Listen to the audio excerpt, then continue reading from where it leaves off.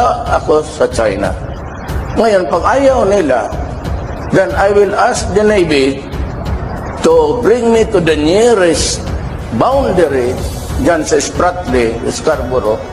Bababa ako, sasakay ako ng jet ski, dala-dala ko yung flag ng Pilipino at pupunta ako doon sa airport nila, tapos itanim ko.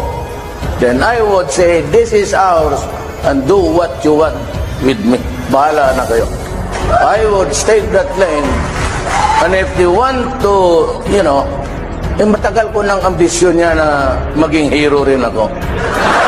Pag pinatay nila ako doon, bahala na kayong umiyak dito. Yung sabi ko mag-jet ski ako doon sa China, kalkuhan nyo. Wala ka na akong ibinroad. Istorya man lang yun. Niwala pala kayo.